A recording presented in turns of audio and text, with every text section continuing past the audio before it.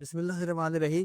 میں ہوں آپ کا ہوسٹ سید کمیل عباس جعفری علمدار کمیٹی چینل کے توسل سے، اور آج ہمارے ساتھ آپ کے ہر دل عزیز منقبت خواہ و نوخواہ خواہ جناب اسد آغا عفت الزماں صاحب موجود ہیں۔ ان سے ہم عزاداری پرانی مجالس نو خانی کے حوالے سے گفتگو کریں گے۔ جانی ملت مولا علی مدد آغا انکل، میں تو آغا انکل ہی کہتا ہوں شروع سے، تو میں آغا انکل ہی کہوں گا، اور آپ سے کچھ سوالات ہیں عزاداری کے حوالے سے اور آپ کی جو خدمات ہیں عزاداری کے لیے اس کے حوالے سے۔ بالکل بالکل، مگر دیکھیے اس میں خدمات نہیں ہے۔ وجہ یہ ہے کہ یہ ہم پیدا ہی اس لیے کیے گئے، بے شک، تو اس خدمات والی تو بات ہی نہیں ہے، یہ تو ہمارا کام ہے۔ اور اس میں کام میں کوئی خدمات تھوڑی، خدمات تو وہ ہوتی ہے کہ جو آدمی اپنے اوپر جبر کر کے کرے۔ اس میں ہم پر جبر تو کوئی ہے نہیں، تو ہم یعنی ہمارے خون میں شامل ہے، اور ہم اپنی مرضی سے یہ کام کرتے ہیں۔ اور کام بھی کیا ہے؟ ذکر محمد و آل محمد ہے۔ ہم اپنا وجہ تخلیق بیان کرتے ہیں، بے شک، اور اس میں کوئی کمال والی بات نہیں ہے۔ اور جتنے بھی عزادار ہیں، وہ سامعین ہو، وہ ماتمی ہو، وہ نوحہ خوان ہو، شاعر ہو، ذاکرین ہو، وہ سب خدمت کر رہے ہیں، اور یعنی کوئی اس میں فخر کی بات نہیں ہے۔ یہ محمد و آل محمد کا کرم ہے کہ انہی نے ہمیں اس کام کے لیے منتخب کیا۔ امام زمانہ کا ہم پر احسان ہے کہ انہوں نے مذہب حقہ پہ پیدا کیا، اور جس جگہ ہمیں پیدا کیا ہمارا کام ہو وہاں پر عزاداری سید الشہداء، عزاداری محمد و علی محمد، عزاداری ابو طالب آل ابو طالب برپا کریں، اور اس میں بڑھ چڑھ کر حصہ لیں۔ تو آغا انکل کچھ سوالات ایسے ہیں جو میں چاہتا ہوں کہ میں آپ سے کروں جی اور وہ محفوظ ہو جائے، کیونکہ کافی لوگوں کو ان چیزوں کے بارے میں جو آپ نے فیس کی پورے اس پیریڈ میں وہ نہیں پتہ، تو اجازت ہے کہ میں کچھ لفظی سوالات کروں عزاداری کے حوالے سے۔ آغا انکل یہ بتائیے گا کہ آپ نے سب سے پہلے باقاعدہ نوخانی کا آغاز کب کیا؟ دیکھیے، نوحہ خوانی کا باقاعدہ آغاز تو میں نے اپنے والد صاحب آغا عزت الزماں عزت لکھنوی صاحب کے ساتھ کیا، اپنے بچپن سے 3 سال 4 سال 5 سال کی عمر سے۔ اور جب میں 17 سال کا تھا، والد صاحب کے ساتھ ہی میں نوحہ خوانی کیا کرتا تھا، اکیلے نہیں پڑھتا تھا، والد صاحب کے ساتھ پڑھتا تھا۔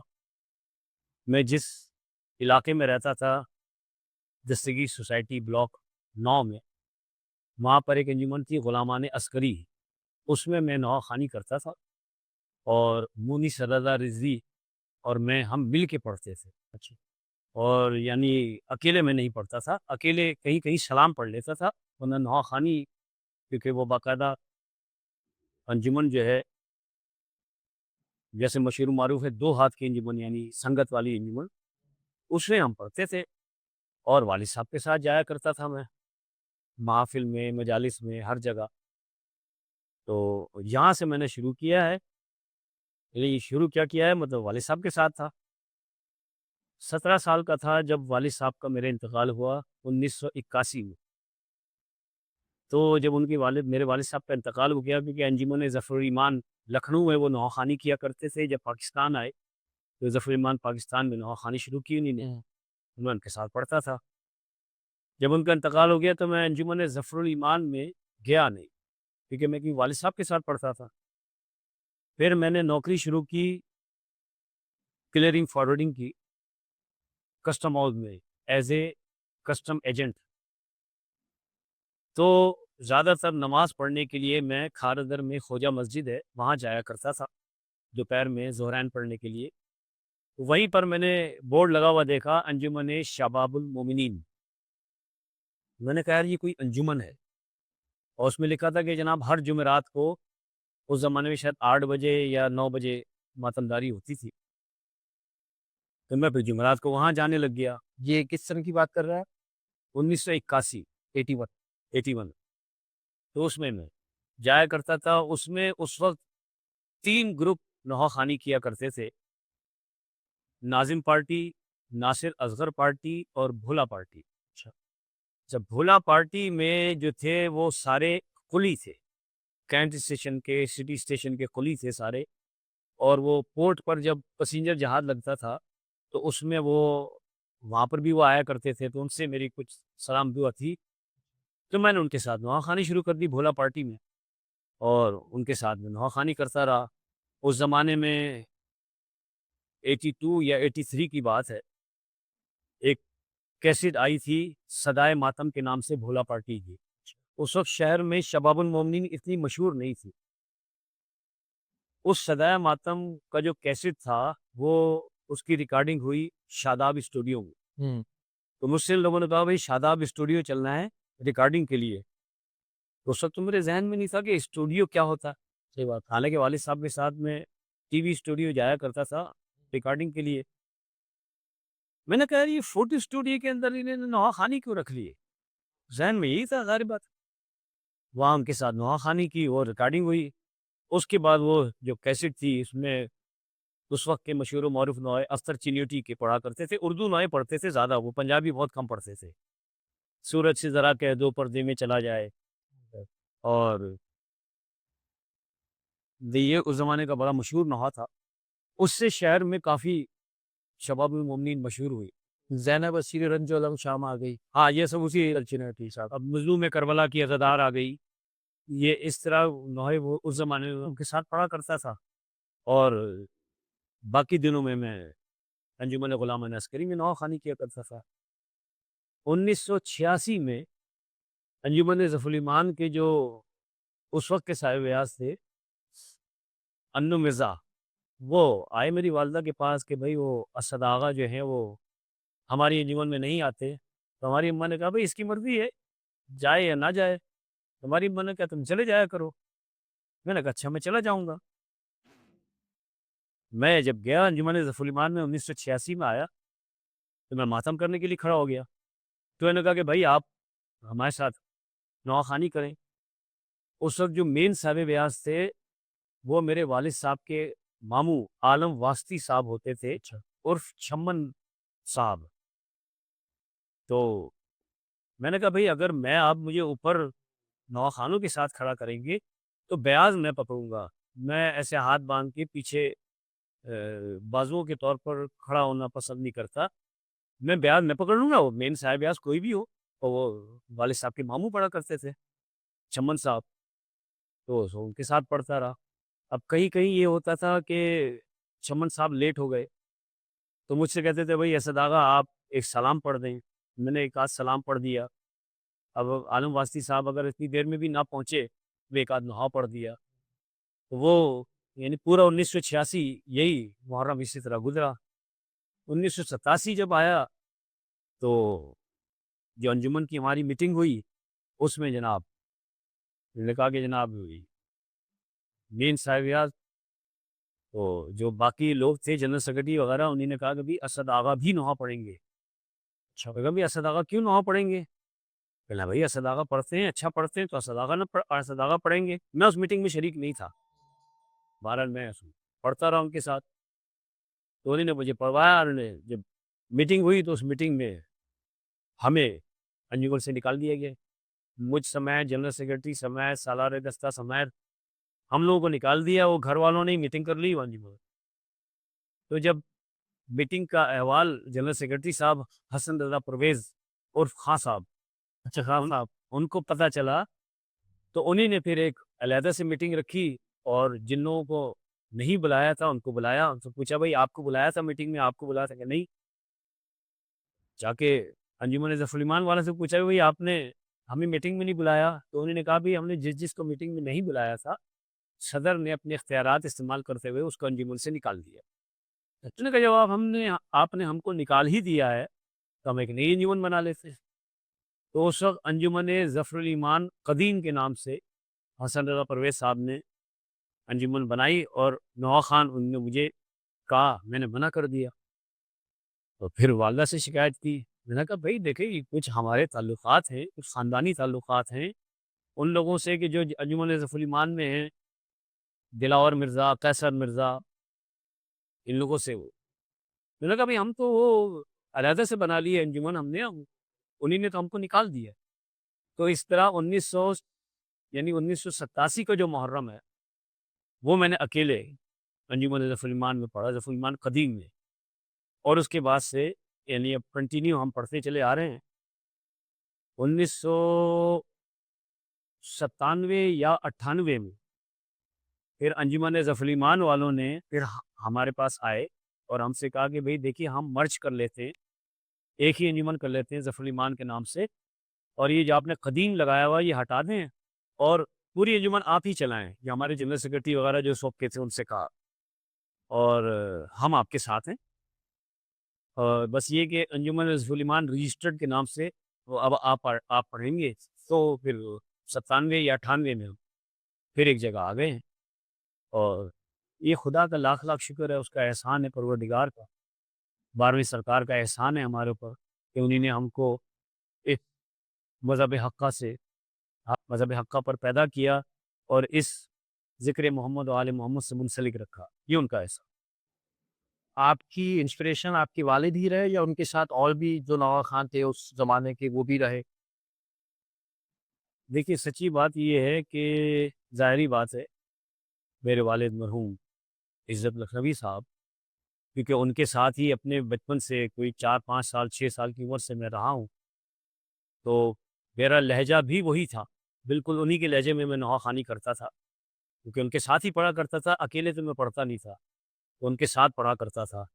جیسا کہ آپ نے وہ ٹی وی کی ریکارڈنگ دیکھی ہوگی، زینب نے کہا باپ کے قدموں سے لپٹ کر اب آئے ہو بابا، 1973 یا 74 میں وہ ریکارڈ ہوا تھا پہلی دفعہ، اور اس وقت T T V black and white تھا۔ تو جب وہ ریکارڈنگ ہو رہی تھی تو میں والد صاحب کے ساتھ بیٹھا تھا، ظاہر بات ہے میری ایج اس وقت 9 سال یا 10 سال تھی، 1964 کی میری پیدائش ہے، تو میری آواز باریک تھی۔ تو جب وہ ریکارڈنگ ہوئی تو والد صاحب نے جب ریکارڈنگ شروع ہوئی، والد صاحب نے مجھے روک دیا، ریکارڈنگ روک دی۔ تاجدار عادل صاحب اس وقت پروڈیوسر تھے، بعد میں وہ جی ایم بنے، تو انہوں نے کہا کہ عزت صاحب رہنے دیجئے، ریکارڈنگ اچھی آ رہی ہے۔ کہنے کا نہیں، اس کی آواز تیز ہے اور باریک آواز ہے، یہ میرے ساتھ پڑھ رہا ہے۔ میں والد صاحب کے ساتھ پڑھتا تھا، باقی جو لوگ بیٹھے تھے، میرا بڑا بھائی تھا، میرے چچا تھے، حسن رضی صاحب تھے، یہی سادات کالونی کے، یہ لوگ جواب دیا کرتے تھے، مگر میں والد صاحب کے ساتھ ہی پڑھتا تھا۔ تو وہ ظاہر بات ہے کیونکہ مجھے والد صاحب سے ہی متاثر تھا میں، تو اس طرح، اور یعنی جب والد صاحب کا میرے انتقال ہو گیا اور میں نے نوکری شروع کی، تو میں جب آفس جایا کرتا تھا تو ہمارے گھر کے پاس انجمن محمدی قدیم کے صاحب اعاز آفاق حسین رضوی صاحب رہا کرتے تھے۔ گھر کے پاس سے کانٹیکٹ کی بسیں چلتی تھی، تو اس میں بیٹھ کر ہم جایا کرتے تھے ٹاور کسٹم ہاؤس۔ تو کبھی کبھار اگر وہ آفاق صاحب بیٹھے ہوتے تھے تو وہ پورے راستے نوحے کی دھن دہراتے رہتے تھے، کیا بات؟ وہ آواز میرے کان میں آتی رہتی تھی، تو میری کوشش یہ ہوتی تھی کہ ان کے پیچھے والی سیٹ پہ بیٹھوں تاکہ سارے راستے یہ سنتا رہوں، مجھے بہت اچھا لگتا تھا، اور واپسی پر بھی کوشش یہ کرتا تھا کہ جس گاڑی سے وہ آتے تھے تو واپسی پر بھی انہی کے ساتھ آؤں۔ تو والد صاحب کے بعد مجھے آفاق حسین رضوی صاحب کی نواخوانی مجھے بہت پسند تھی، اور جیسا میں نے بتایا کہ میں شباب المومنین میں بھولا پارٹی میں پڑھا کرتا تھا، پنجابی نوحے بھی پڑھتا تھا، مگر اردو نواخوانی افسر چنیوٹی مرحوم کے نواخوان لوگ پڑھا کرتے تھے۔ محمد علی ایک ہوتا تھا ہمارے ساتھ بھولا پارٹی میں، جو بھولا ایڈ کرتا تھا، اس کے بعد جو اسسٹنٹ تھا وہ محمد علی نام کا تھا، اور اس کے ساتھ ہم پڑھا کرتے تھے۔ اور اب تو شباب المومنین میں نے سنا ہے کہ 1 گھنٹے یا 1.25 گھنٹے یا 1.5 گھنٹے کی نواخوانی ہوتی، ماتمداری ہوتی ہیں، مگر اس زمانے میں 2.5-3 گھنٹے کی ماتمداری ہوتی تھی، یعنی 10 ساڑھے 10 11 بجے شروع ہو کے 2-2:30 بجے رات کو ختم ہوتی تھی۔ 4 گھنٹے؟ ہاں، پھر وہاں سے ہم گھر پہنچتے پہنچتے 4 ساڑھے 4 بج جایا کرتے تھے ہم۔ تو پنجابی بھی نواخوانی بہت کی ہے، اردو نواخوانی بھی بہت کی ہے۔ پھر جب میں انجمن ظفر ایمان میں واپس آیا ہوں تو پھر والد صاحب کے نوحے میں نے پڑھے، پھر خود نوحے میں نے لکھوانی شروع۔ آپ نے اپنے والد صاحب کے بھی نوحے پڑھے، سنے، اور پھر آپ نے انجمن شباب المومنین میں بھی نوحے پڑھے، اور پھر جب آپ اکیلے خود سے پڑھنے لگے اور نئے نوحے لکھوانے لگے تو آپ نے اسی ٹائم میں کیا ڈفرینس پایا، وہ نوحے جو آپ اپنے والد صاحب کے ساتھ پڑھا کرتے تھے اور وہ جو آپ نے نئے نوحے لکھوانا شروع کیے؟ سوال تو بہت گہرا سوال ہے، اور عام الفاظ میں تو اس کا جواب آدمی کیا دے۔ بہرحال دیکھیے، جو پہلے کے نوحے ہوتے تھے ان میں ادھر ادھر کی باتیں نہیں ہوتی تھی ہوں، اور یعنی زیادہ تر مقتل نگاری ہوتی تھی اور یا طرحی نوحے ہوتے تھے.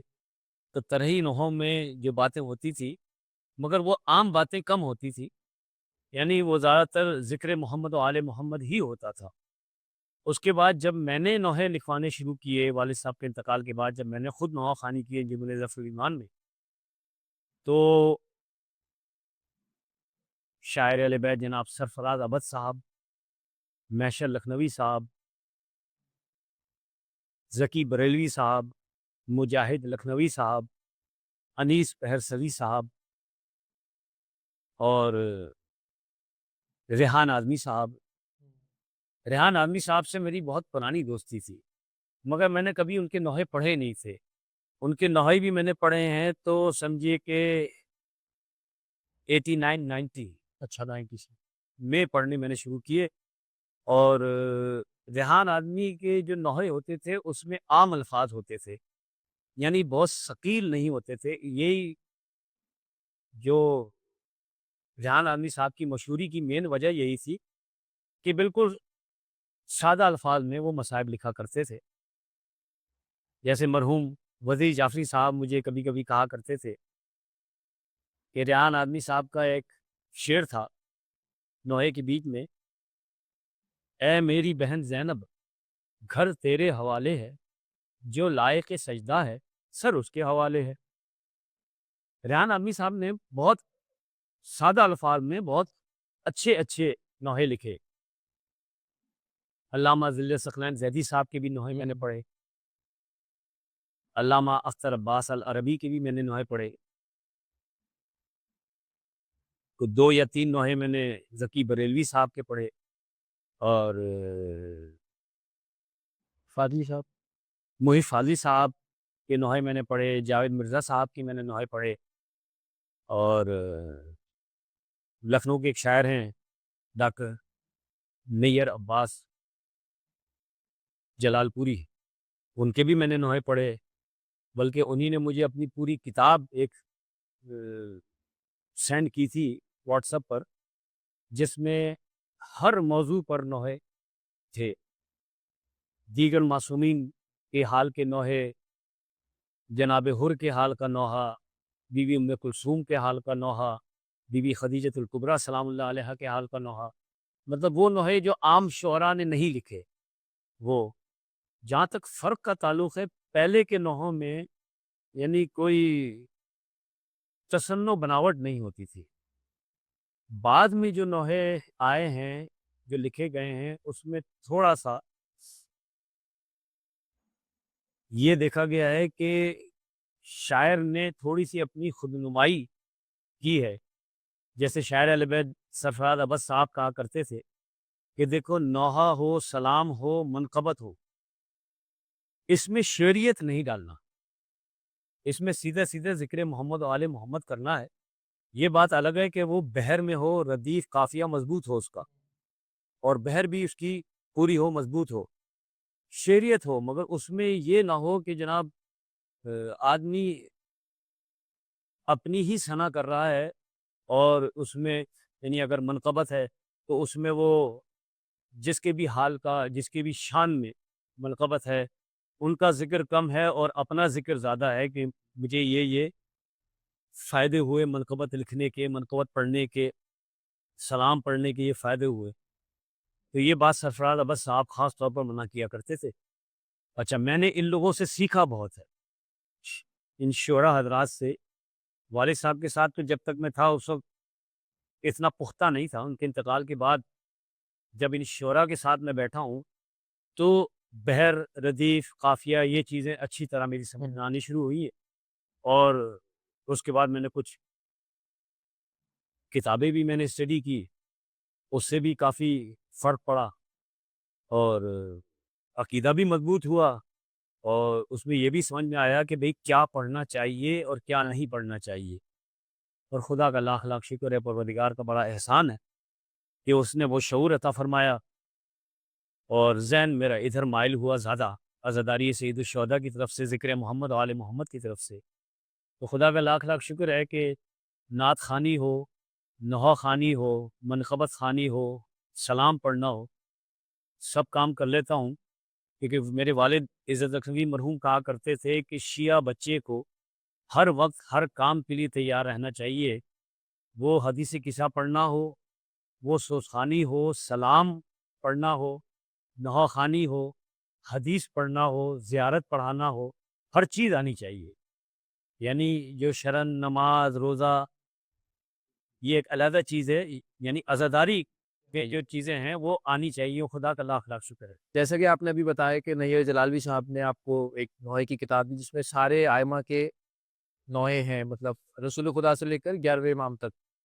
تو اور ہم نے دیکھا بھی ہے، آپ کو جتنے بھی سننے والے ہیں، کہ آپ ہر شہادت جس معصوم کی شہادت ہوتی ہے آپ انہی کا کلام پڑھتے ہیں۔ یہ تحریک آپ کو کہاں سے ملی؟ دیکھیے سچی بات یہ ہے کہ یہ تحریک تو نہیں ہے، اس کو تو میں اعزاز ہی کہوں گا۔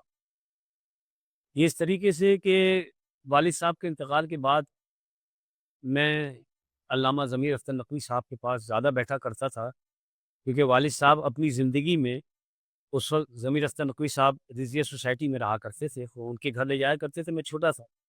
ان کے انتقال کے بعد مجھے پتہ چلا کہ وہ چولی شفٹ ہو گئے ہیں، تو میں ان کے پاس جایا کرتا تھا، ان کی مجالس میں جاتا تھا، تو وہ بڑا مجھے پیار کرتے تھے اور آگے آگے مجھے بٹھایا کرتے تھے، اور مجھ سے وہ کہا کرتے تھے میاں آج امام نقی علیہ الصلوۃ والسلام کی شہادت کی مجلس ہے، تم نے نوحہ پڑھنا ہے۔ آج امام تقی جواد کی حال کی مجلس ہے، اس میں آپ کو نوحہ پڑھنا ہے۔ اسی طرح امام جعفر صادق علیہ الصلوۃ والسلام، امام رضا علیہ الصلوۃ والسلام، تو وہ میں ان سے یہ کہتا تھا کہ سرکار تم میرے پاس تو یہ نوحے نہیں ہیں، تو وہ کہتے تھے بھائی ہماری لائبریری میں ہیں یہ پرانے شعراء کے، نجم افندی صاحب کے، نگین صاحب کے، دلگیر صاحب کے، وہ ہیں نوحے، میں اس میں سے نکال کے دیتا ہوں۔ وہ مجھے اس میں سے نوحے نکال کے دیا کرتے تھے، اور میں اس میں سے نوحے پڑھا کرتا تھا۔ اچھا بھائی ہوتا یہ تھا کہ مستقل 2-3 سال جو ایک نوحہ پڑھ لیا تو پھر میں سوچتا تھا کوئی نیا نوحہ بھی پڑھا جائے، تو پھر ریحان آدمی صاحب سے میں نے کہا کہ سرکار مجھے اس موضوع پہ نوحہ لکھ کے دیجیے، انہوں نے مجھے لکھ کے دیا۔ سرفراز عبد صاحب سے میں نے کہا، انہوں نے مجھے لکھ کے دیا۔ نور علی نور صاحب سے میں نے کہا، انہوں نے مجھے لکھ کے دیا۔ جاوید مرزا صاحب سے کہا، انہوں نے لکھ کے دیا۔ محیط فاضی صاحب سے میں نے کہا، انہوں نے لکھ کے دیا۔ اس طرح علامہ کمال، ان سے میں نے کہا، انہوں نے مجھے لکھ کر دیا۔ تو اچھا دوسرے مجھے اچھا یہ لگتا تھا کہ یعنی جہاں پر ذاکر نے مصائب ختم کیے ہیں اسی تسلسل کو برقرار رکھتے ہوئے نوحہ پڑھا جائے، اور اسی کے حال کا نوحہ پڑھا جائے جس کے حال کی مجلس ہے۔ صحیح۔ تو ہم کچھ مجلسیں خود بھی رکھتے تھے، جیسے محرم کے یعنی ایام ازاں ختم ہوتے ہی 8 ربیع الاول کے بعد بی بی ام رباب کے حال کی مجلس ہم خود رکھا کرتے تھے، اور اس میں 2 سال تو نور علی نور نے مجلس پڑھی، اور بی بی ام رباب کے حال کے نوحے پڑھے گئے۔ تو وہ بہت یعنی اس میں ظاہر بات ہے کہ جب سامعین ذاکر سے مصائب سن رہے ہیں اور جس کے حال کے مصائب سنے اسی کے حال کا نوحہ پڑھا جائے، ایک تو وہ اچھا لگتا ہے۔ دوسری سب سے بڑی بات یہ ہے تمام معصومین نے اپنا غم حسین میں ضم کر دیے، بے شک۔ مگر ہم معصوم تو نہیں، ہم تو ان کے ماننے والے، ان کے پیروکار ہیں، ان کے عاشق ہیں، تو ہمارا بھی کچھ فرض بنتا ہے۔ جیسے امام حسن علیہ الصلوۃ والسلام کی شہادت کی مجالس سفر کے مہینے میں، ایام ازاں میں 2 یا 3 دن ہی امام حسن کا ذکر ہوتا ہے۔ میں دیگر نوحہ خان جو ہیں ان کو میں یہ کہتا ہوں کہ بھائی جس کے حال کی مجلس ہے اس کے حال کا نوحہ پڑھا جائے، 1-2 دن کے تو حال ہیں۔ رمضانوں میں شبوں کی مجالس، مولا کائنات کی شہادت کی مجالس، اب مولا کائنات کی شہادت ہے اور میں امام حسین کا نوحہ پڑھ رہا ہوں، تو وہ بات نہیں بنتی، کیونکہ غم تو مولا کائنات کا، تو وہ ہر سال پھر نوحے لکھوائے جاتے ہیں۔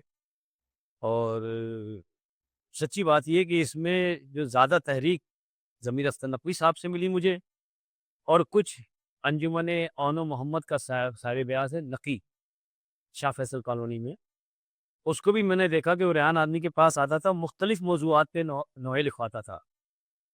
وہاں سے بھی مجھے تھوڑا سا کہ یار مجھے بھی پڑھنا چاہیے.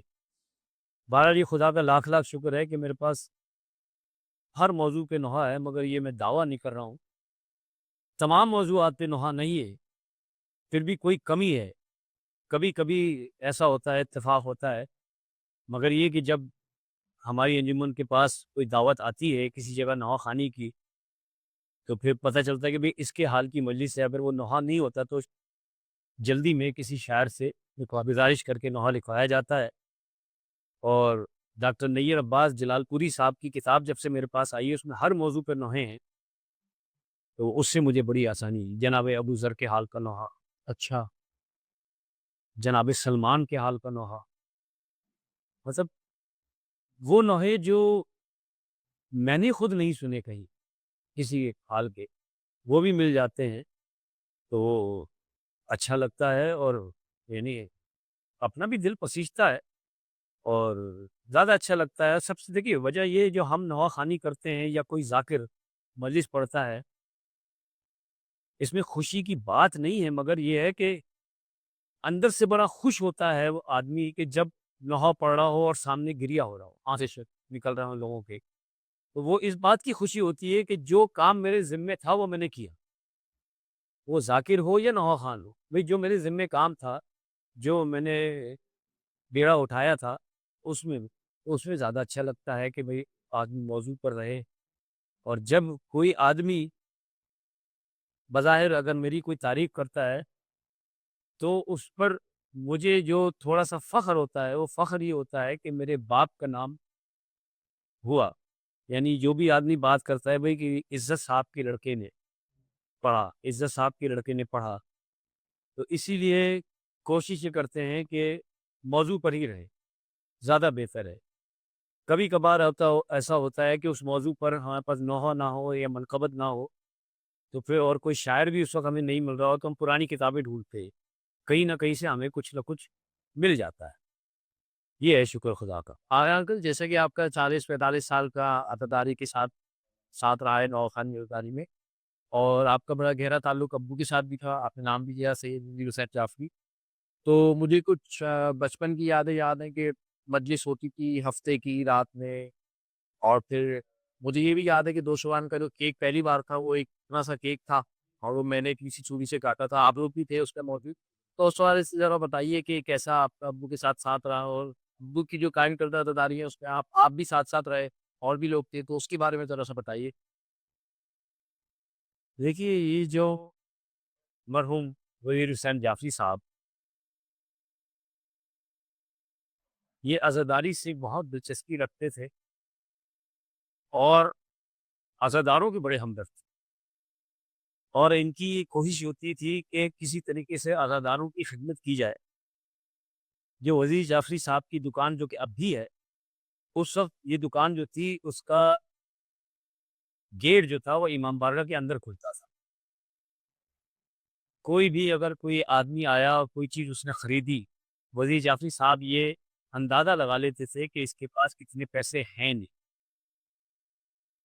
تو اس وقت کے حساب سے اگر وہ 50 روپے کی چیز ہوتی تھی اور اس آدمی کے پاس اگر 30 روپے یا 35 روپے یا 40 روپے ہوتے تھے، وہ اس کو دے دیتے. یعنی وہ نفع کے چکر میں نہیں رہتے تھے ہر وقت کہ مطلب میں نے یہ نفع کمانا ہے ہر حال، تو وہ اس میں نہیں رہتے تھے، اور عزاداری اور عزاداروں کی بڑی خدمت کرتے تھے. اور یہ ہم دیکھا کرتے تھے. انجمن شباب المؤمنین میں تھا میں اس وقت، اور میں دیکھا کرتا تھا، وہ وہاں بھی آتے تھے اور بڑی عزاداروں کی خدمت کرتے تھے. یعنی بعض ٹائم پر تو یہ دیکھا ہے کہ جو واسکٹ پہنے ہوئے تھے، اس واسکٹ میں مختلف برانڈ کے سگریٹ رکھے ہوتے تھے ان کے پاس. جو آدمی گولڈ لیف کی سگریٹ پیتا ہے اس کو گولڈ لیف دیتے تھے، جو آدمی کیپسٹن پیتا ہے اس کو کیپسٹن دیتے تھے، پان بھی رکھے ہوئے ہوتے تھے، ہر چیز ہوتی تھی. اس وقت یہ گٹکے وغیرہ ہوتے نہیں تھے. اور پھر ایک دن مجھے وہ سن تو یاد نہیں ہے، اس وقت جمعے کی چھٹی ہوا کرتی تھی، تو جمعرات کو وزیر جعفری صاحب نے کہا کہ بھئی رات کو ہم لوگ ہر جمعرات کو بیٹھا کرتے تھے امام بارگاہ کی گیٹ پر، یعنی جو دکان کا منہ جس طرف کھلتا تھا وہاں پر جب دکان بند ہو جاتی تھی وہیں بیٹھ کے ذکر محمد و آل محمد کرتے تھے۔ جی، جی۔ کبھی کبھار جعفری صاحب کہتے تھے بھئی اسد آغا کوئی ایک نعت سنا دو، کوئی ایک سلام سنا دو۔ اس سے زیادہ لوگ تو نہیں ہوتے تھے،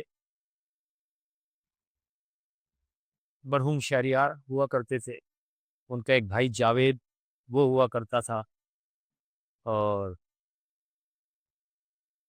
ظفر یاب صاحب ہوا کرتے تھے، اور پہ عام میں ہم لوگ اس کو مولا کا ہاتھی کہتے تھے، بہت موٹے تھے وہ۔ اسی میں یہ سلسلہ شروع ہو گیا کہ بھائی یعنی دکان 11:30-12 بجے بند ہوگی، اس کے بعد ہم ذکر محمد و آل محمد کریں گے، دعا پڑھیں گے، عزاداری کریں گے، اور جو امام بارگاہ شہدائے کربلا میں جو علم ہے اس وقت وہ لوہے والا علم ہوا نہیں تھا، لکڑی کا علم تھا، لکڑی کا موٹا تنا تھا، زیادہ اونچا بھی نہیں تھا، بس وہ ہم وہاں نہاؤ پڑھتے تھے، پھر وہی ہم ختم کرتے تھے۔ وزیر جعفری صاحب سوراب بورڈ ہوٹل پر جاتے تھے، وہاں سے چائے پراٹھا وغیرہ لے کر آتے تھے، وہی ہم لوگ نیاز نظر و نیاز ہوتی تھی ہماری، اور کرتے تھے۔ صبح فجر پڑھ کے پھر میں سیون نکل جاتا تھا، اچھا، ہر جمعے کو میں سیون جاتا تھا۔ صبح فجر کی نماز پڑھنے کے بعد کیا سوراب بورڈ کی پہلی بس ہوتی تھی، بس پکڑ کے جام شورو اتر گیا۔ جام شورو اس وقت یہ حیدرآباد بائی پاس نہیں بنا تھا، جام شورو سے جو بس یا ویگن سیون کی طرف جاری ہوتی تھی اس میں بیٹھ کے پیچھے سیون چلا جاتا تھا، وہاں جا کے ذکر محمد و آل محمد کرتا تھا، عالم کی زیارت کرتا تھا۔ پھر ایک سائیں علی دیدو شاہ وہاں پر ایک ہیں، ان سے کافی دوستی ہو گئی تھی، شاور انہیں کے ساتھ کیونکہ جایا کرتے تھے ہم بابا لال شہباز قلندر کے اس کے موقع پر، تو ان سے بھی اچھی سلام کرتے، انہیں کے ڈیرے پہ جا کر پھر میں سو جاتا تھا، 11 ساڑھے 11 بجے دوپہر کو سو جاتا تھا، 2-2:30 بجے رات 2-2:30 بجے دوپہر کو وہ مجھے آتے تھے تو مجھے اٹھاتے تھے، تو ان کے ساتھ کھانا وانا کھاتا تھا، کھانا وانا کھا کے واپس آتا تھا، 10-10:30 بجے کراچی پہنچ جاتا تھا۔ تو اس طرح ولی جعفری صاحب کے ساتھ ہم نے یہ سلسلہ شروع کیا عزاداری سید الشہداء کا۔ اس کے بعد جمعے کی چھٹی ختم ہو گئی، اتوار کی چھٹی آ گئی، تو وہی مسجد جو پہلے جمعرات کو ہوتی تھی پھر وہ ہفتے کو ہونے لگ گئی۔ پھر ہم کرتے یہ تھے کہ جو دیگر نوح خان ہیں جیسے ناظر بھائی مرحوم، آل حیدر، اور دوسری جو نوح خان تھے ان کو لے کر کبھی رات کو بیٹھ کے ان سے کوئی 4-5-6 نوحے سنا کرتے تھے۔ پھر دیگر منقبت خان اور نوح خان بھی آنا شروع ہو گئے، اور وہ پروگرام جو تھا وہ بڑھتا چلا گیا، یعنی تعداد بہت ہو گئی، تو پھر وہ گیٹ سے ہٹا کر پھر ہم نے اس کو علم پر رکھ لیا۔ پھر علم پر جب ہم ختم کرتے تھے تو وہ جلوس کی شکل میں ہم شبیہ روضہ امام حسین کی طرف ماتم کرتے ہوئے جاتے تھے، اور پھر وہاں جانے کے بعد ہم زیارت وغیرہ پڑھتے تھے، تو پھر وزیر جعفری صاحب جو چائے اور پراٹھا لایا کرتے تھے زوراپور سے وہ ختم کر دیا تھا، پھر باقاعدہ پکایا جاتا تھا وہاں پر، انجمن ناصر اللہ کے ہاشم نواب وہ خود پکاتے تھے، روٹی وغیرہ پراٹھے وغیرہ بازار سے آ جاتے تھے، تو وہی ہم لوگ وہ نظر و نیاز ہوتی تھی ہماری۔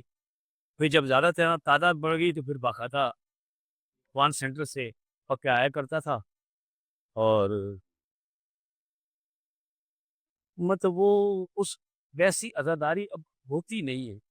اچھا، میں یہ ناظرین کو بتاتا چلوں کہ یہ ہفتے کی مجلس آج بھی ہوتی ہے، ہاں، جمعرات کی بھی آج بھی ہوتی ہے، ختم نہیں ہوئی، وہ ہفتے کو ایڈیشنل بڑھا لی، 50-60 لوگ ہوتے ہیں مگر آج بھی ماشاءاللہ وہ ہو رہی ہے، ویسے ہی ہر ہفتے کی آج۔ اور 10 محرم کا بھی آپ بتا رہے تھے کہ جو پہلی عزاداری ہوئی رات میں اس میں بھی آپ شامل تھے۔ 10 محرم کی عزاداری اس طریقے سے ہے کہ جب میں شباب المومنین میں تھا تو شباب المومنین کا یہ طریقہ کار رہا ہے شروع سے کہ شام غریبہ کی وہ مجلس جو ٹی وی پر آیا کرتی تھی وہ 9:30 بجے 10 بجے 10:30 بجے جب بھی ختم ہوتی تھی، وقت مجھے یاد نہیں ہے، تو کھارا در سے باقاعدہ ایک جلوس کی شکل میں گاڑیوں پہ موٹر سائیکلوں پہ نکلا کرتے تھے، کراچی کی مختلف امام بارگاہوں پر ایک ایک سلام ایک ایک دعا پڑھتے ہوئے، اور جناب آخر میں جناب انچولی یعنی شہدائے کربلا کے بعد IRC امام بارگاہ، پھر خراسان پہ وہ ختم ہوتا تھا۔ اچھا تو وزیر جعفری صاحب نے پھر کہا کہ بھائی ایسا کرتے کہ ہم بھی یہاں مجلس رکھتے ہیں۔ اس وقت کراچی میں مجلسیں شام غریبہ کے بعد جو ہوتی تھی مجالس وہ ہوتی تھی، مگر اس طریقے سے نہیں ہوتی تھی جیسے پوری رات ماتمداری ہو، پوری رات عزاداری۔ تو جہاں تک مجھے یاد پڑتا ہے، شب غربت آل اطہار کے نام سے شروع کیا جعفری صاحب نے، اور اس میں کراچی کے مختلف نواح خانوں کو کہا گیا کہ بھائی آپ آئیں، ایک ایک سام پڑھے۔ آخر میں ہم جلوس کی شکل میں علم سے اور زری تک جایا کرتے تھے، جیسا کہ شروع سے ہمارا وہ پروگرام تھا۔ پھر بعد میں جعفری صاحب نے کہا کہ نہیں، اب اس کو ہم نے باہر نکالنا ہے، اور امام بارگاہ شہدائے کربلا کے گیٹ سے باہر نکل کے غازی کیٹری والی گلی سے نکل کے وہاں سے واپسی پر امام بارگاہ چاردہ معصومین، اور چاردہ معصومین سے عاشور خانہ سے بارگاہ علی اصغر اور بارگاہ فاطمۃ الزہرا علاوہ بی بی سے ہوتے ہوئے واپس امام بارگاہ شہدائے کربلا میں فجر سے پہلے وہ 2 بجے قریب آخری جی ذاکر پڑھتا تھا، اور اس طریقے سے یہ شروع کیا تھا۔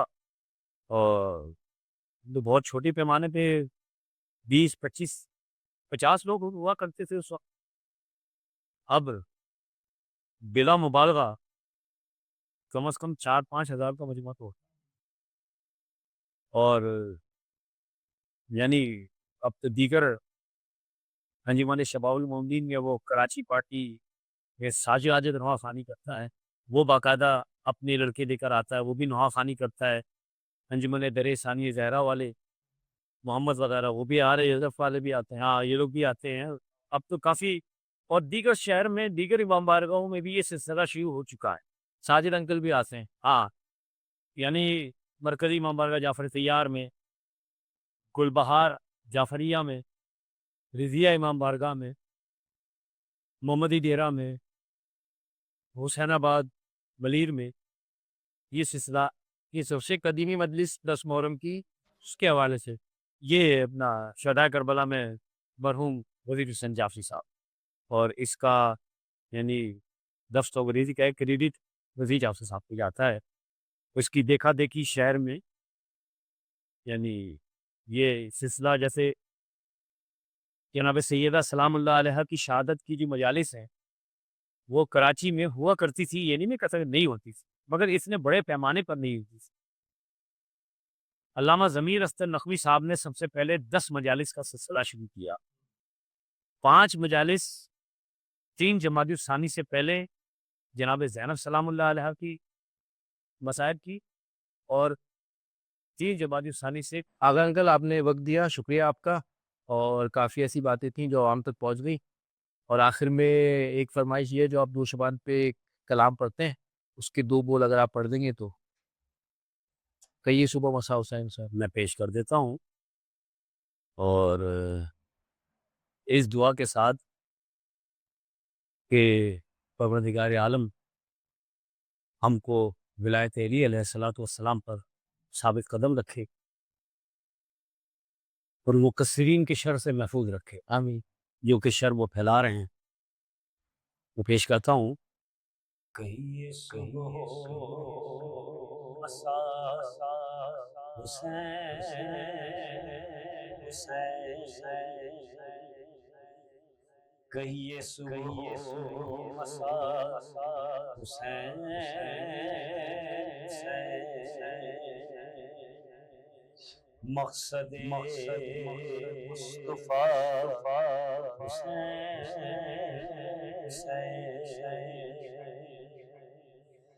ان کی شان حضور سے پہلے، ان کی شان حضور سے پہلے، کہہ رہا تھا خدا حسین حسین، کہہ رہا تھا خدا حسین حسین، خود بھی چاہے تو لا نہیں سکتا، خود بھی چاہے تو لا نہیں سکتا، اب کوئی دوسرا حسین، اب کوئی دوسرا حسین صاف ریحان بول سکتا ہے، صاف ریحان بول سکتا ہے، مجھ سر لکنت زدہ حسین، مجھ سر لکنت زدہ حسین، کہیے صبح ہو مساء حسین،